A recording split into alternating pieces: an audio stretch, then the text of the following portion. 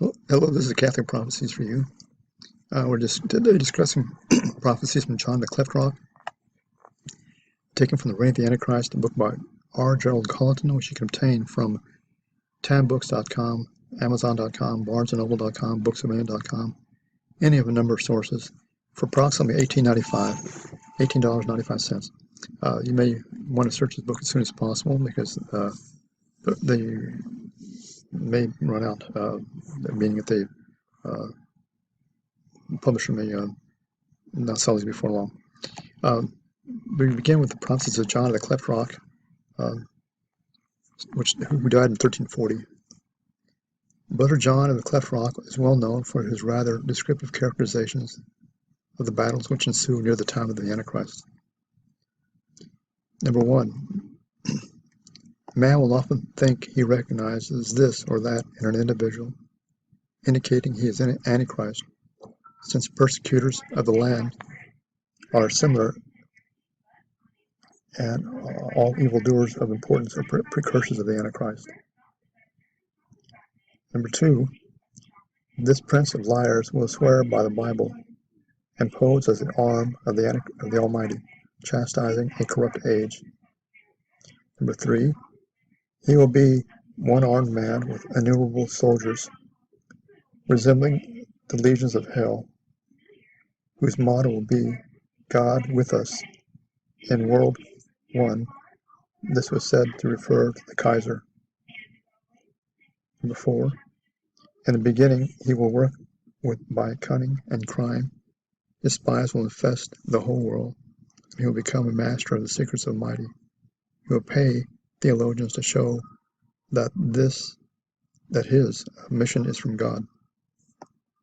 Number five, a war will give him the opportunity to assume his true royal role. This war will not be one he will wage against a French sovereign, the great monarch, but one which will, with a fortnight, involve the whole world and will be easily recognized by his mark. On his followers, they're not sure. Number six, the angels will enlighten men. In the third week, they will wonder if this is truly the Antichrist, and realizing that it is, they will either have to fight to overthrow him or become his slaves. Number seven, Antichrist will be recognized by various tokens.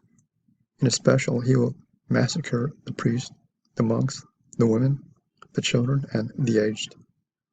He will show no mercy, but will pass torch in hand like the barbarians, yet invoking Christ. His words of imposture will resemble those of Christians, but his actions will be those of Nero and the Roman persecutors. He will have an eagle in his coat of arms, and also will his lieutenant, the other wicked ruler. This latter will be a Christian who will die when cursed by the Pope, who will be elected at the beginning of the reign of the Antichrist.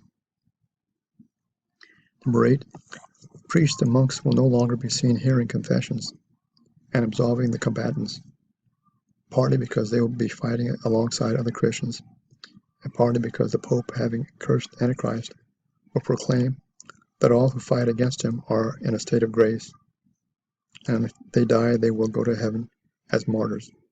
The bull, proclaiming these things, will rekindle the courage of faint-hearted and will cause the death of the monarch, allied with the Antichrist. Before Antichrist is overthrown, however, more men will have been killed than were ever within the walls of Rome. Number nine, never will humanity have been faced with such a peril, because the triumph of the Antichrist would be that of the demon, who will have taken possession of his personality. For it has been said that 20 centuries, that is, after the incarnation of the Word, the beast will be incarnate in his turn and will menace the earth with as many evils as the divine incarnation has brought its greatness.